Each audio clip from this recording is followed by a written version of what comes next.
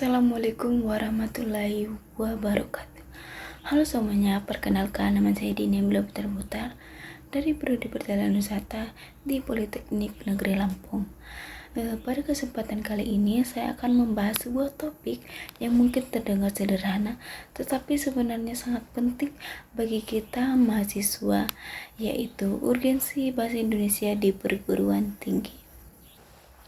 Mungkin ada yang bertanya, bahasa Indonesia kan sudah kita pakai sehari-hari, kenapa masih harus dipelajari di kuliah?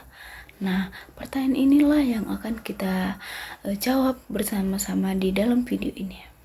Pertama-tama, mari kita ingat kembali bahwa bahasa Indonesia memiliki dua kedudukan penting, yaitu sebagai bahasa nasional dan sebagai bahasa negara. Sebagai bahasa nasional, bahasa Indonesia berfungsi sebagai lambang identitas bangsa dan alat pemersatu berbagai suku dan budaya serta kebanggaan nasional kita. Sebagai bahasa negara, sebagaimana diatur dalam Undang-Undang Dasar 1945 Pasal 36, bahasa Indonesia digunakan sebagai bahasa resmi dalam pendidikan, administrasi, hukum, dan pembangunan ilmu pengetahuan serta teknologi. Nah, disinilah letak kaitannya dengan dunia perguruan tinggi. Perguruan tinggi adalah tempat lahirnya ilmu pengetahuan, penelitian, dan karya-karya akademik. Semua itu perlu disampaikan dengan bahasa yang baik, benar, dan bisa dipahami secara luas oleh masyarakat Indonesia. Mengapa bahasa Indonesia masih penting di perguruan tinggi?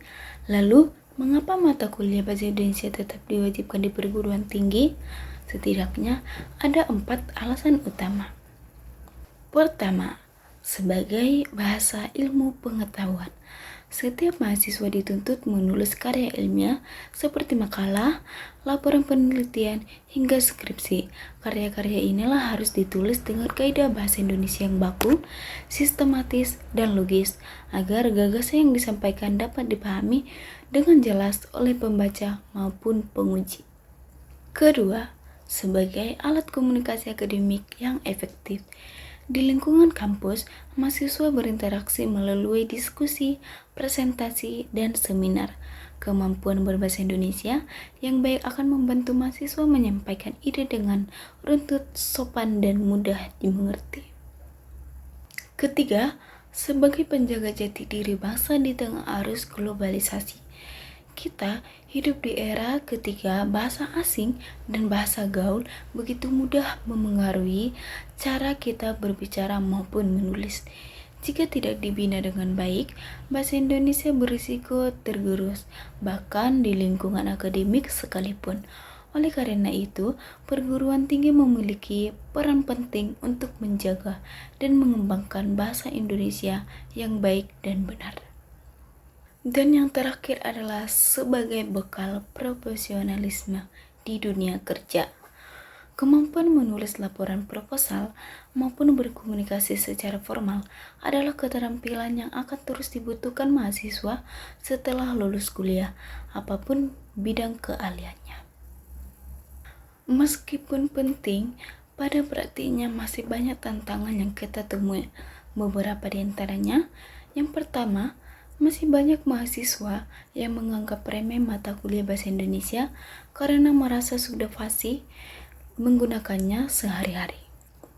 Yang kedua, kesalahan berbahasa dalam penulisan karya ilmiah masih sering terjadi. Misalnya, penggunaan ejaan yang tidak sesuai kaidah, kalimat yang tidak efektif, hingga struktur paragraf yang kurang logis. Yang ketiga, ada pengaruh bahasa asing dan bahasa gaul dalam percakapan sehari-hari yang terbawa ke dalam tulisan formal. Dan yang terakhir adalah minimnya kebiasaan membaca dan menulis yang berdampak pada rendahnya penguasaan kosakata serta kemampuan menyusun argumen secara sistematis. Tantangan-tantangan inilah yang masih menjadi alasan mengapa pembinaan bahasa Indonesia di perguruan tinggi tidak boleh dianggap sebelah mata. Untuk menjawab tantangan tersebut, ada beberapa yang akan bisa dilakukan, yaitu yang pertama, menjadikan mata kuliah bahasa Indonesia sebagai mata kuliah yang wajib yang benar-benar diajarkan secara aplikatif, bukan hanya teori.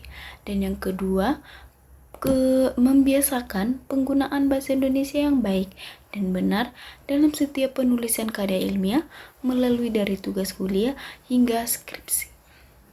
Yang ketiga adalah mendorong mahasiswa mengikuti uji kemahiran berbahasa Indonesia seperti UKBI atau uji kemahiran berbahasa Indonesia. Yang keempat, menghidupkan kegiatan-kegiatan berbahasa di kampus, misalnya lomba menulis, debat, atau komunitas literasi. Yang kelima, ada menjadikan dosen dan tenaga pendidik sebagai teladan dalam berbahasa Indonesia yang baik secara lisan maupun tulisan. Jadi, dapat kita simpulkan bahwa bahasa Indonesia bukan sekadar mata kuliah wajib yang harus dilalui, melainkan fondasi penting bagi mahasiswa dalam berpikir kritis, menulis ilmiah, dan menjaga identitas bangsa di tengah arus globalisasi. Sebagai mahasiswa, sudah sepatutnya kita bangga dan berkomitmen untuk terus menggunakan bahasa Indonesia yang baik dan benar, baik di lingkungan akademik maupun kehidupan sehari-hari. Demikian pembahasan mengenai urgensi bahasa Indonesia di perguruan tinggi. Semoga video ini bermanfaat dan menambah wawasan kita bersama.